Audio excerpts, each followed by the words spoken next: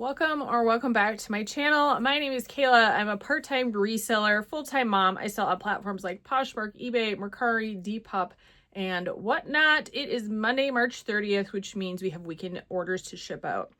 Unfortunately, it was very slow this weekend. I only have 5 Poshmark orders to ship out and 1 eBay order. This has been the slowest weekend I have had in a long time.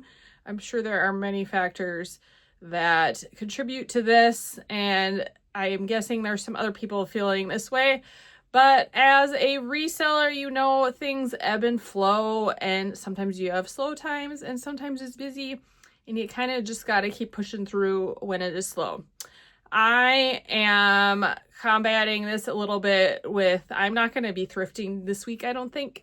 I do have some thrifting coming up at the end of the week, and I'm doing some out of town thrifting, and I'm going to be getting a good haul of some stuff for my whatnot shows. So I'm going to save my thrifting cash for then. And I'm going to take these next few days off just to conserve my cash flow. Since not a lot's coming in, I'm not going to put a lot out right now, and I'm going to go through my death pile so I can, of course, keep listing, which is kind of what you need to keep doing. You know, don't stop working, keep working. Even, you know, sometimes it's really unmotivating when you're not selling anything, and I feel it too, but push through, keep up with your listings, and yeah, let's go over what sold. I do have some really good quick flips that I had, which is kind of fun. I just picked this up within the last week. This is Kalita. I had never heard of it, but it looked interesting when I found it. And there wasn't a lot of comps for this, but it looks like a good item. I paid, I think, about $5 for this at a thrift store. It sold on an offer on eBay for $20 in less than a week. So I will take that. Then over on Poshmark, again, I had some really nice quick flips, and 3 of these items sold for full asking price. So that actually doesn't happen a lot for me. So super happy with that. These Sorel wedge rain boots, I paid $10 for these at a small town thrift store. They sold for my full asking price of $55. Then this Adventura, it is organic cotton. I'm pretty sure I got this at a fill a bag sale, so paid around $1 or so for this. This sold on an offer for $13.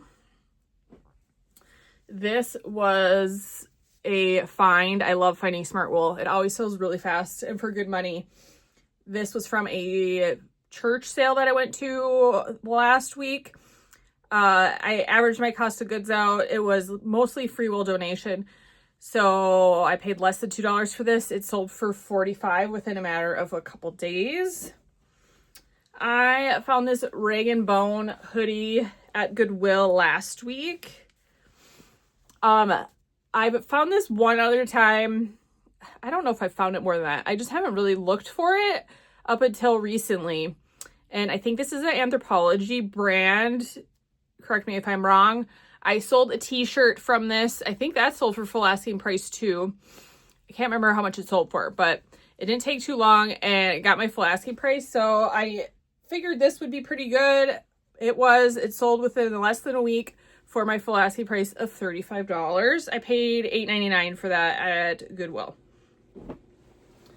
Then I sold this Lands' End dress. This is like a maxi. This had a lot of attention, but definitely took a while, but it's that time of year for dresses. Maxi full length Lands' End dress. It was an XL. It sold for $18. I got this at the end of the summer last year at a thrift store when they had like a major clearance sale on their dresses. So I believe I paid maybe $3-ish or less for this. So happy with that. We are going to do a little thread update since I don't have a ton of sales to share.